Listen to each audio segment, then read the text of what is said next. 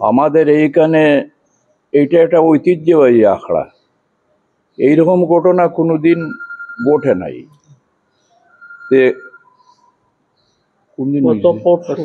গত পরশু দিন আমি রাত্রে প্রায় সবকিছু দেখাশোনা করে 2টার সময় গিয়ে বিছানায় গিয়েছি ঘুমানোর জন্য। তারপর আর বলতে পারি না, মেঘ দিতেছে। প্রায় 3টা সাড়ে 3টার সময় ঘটনা ঘটে।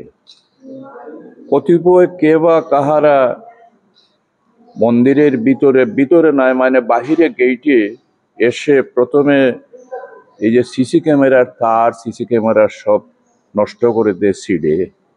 তারপর তারা মন্দিরের গেট ভেঙে ভিতরে ঢুকার চেষ্টা করে। মন্দিরের গেটটাও ভেঙে ফেলেছে এবং চেষ্টা করে ভিতরে ঢুকতে পারে নাই। বা আমরা সকালবেলা উঠে দেখি যে আমাদের গেট ভাঙ্গা ভোরবেলা। তারপর তো লোকজনকে, আমরা গ্রামবাসীকে খবর দিলাম, তারা আসলো, আসিয়া দেখলো। দেখিয়া তো আমাদেরকে বলল যে পুলিশে খবর দেওয়ার জন্য। পুলিশ দিয়ে তারাও আসলো, তারাও দেখে গেল। এই হচ্ছে ঘটনা। আমরা যেটা শুনেছি গতকালকে সন্ধ্যার পরেই আমরা ফেসবুকে দেখতে পেয়েছি যে এইখানে একটা দুর্ঘটনা ঘটেছে।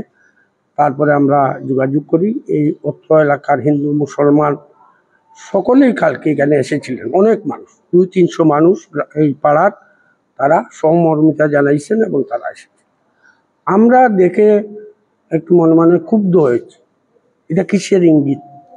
আমাদের মনে হয় এটা চুরি না, এটা ডাকাতির পর্যায়ে হতে পারত।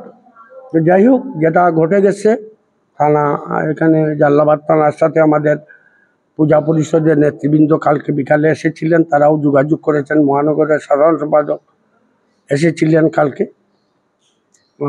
তো যাই হোক, আমরা যেটা আজকে দাবি করতেছি যে প্রশাসন আরও সক্রিয় হোক, পুলিশ প্রশাসন এটার ক্লু বের করুক যে কারা করছে। কারণ পুলিশ পারে না এমন কোনো ঘটনা বাংলাদেশে বা কোথাও করতে পারে না। তো আমাদের আহ্বান থাকবে, আমাদের পুলিশ কমিশনার বা মহানগর পুলিশের যারা মূল দায়িত্বপ্রাপ্ত যারা পুলিশ কমিশনার, ওনার প্রতি আহ্বান যে এটা খুঁজে বের করুন এবং আর যেন কোনো মন্দিরে বা কোথাও এই ধরনের কোনো ঘটনা না ঘটে, সেটার জন্য আমরা জোর দাবি জানাচ্ছি।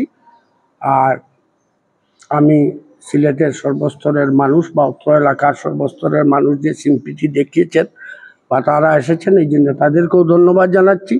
এবং এই বাংলাদেশ হিন্দু, বৌদ্ধ, খ্রিস্টান, মুসলিম সকলের, আমরা সকল জানমালের হেফাজতের জন্য আমরা একে অন্যের সহযোগী হিসাবে কাজ করি এবং কাজ করতে আমরা চেষ্টা করি। সেটার নামই বাংলাদেশ।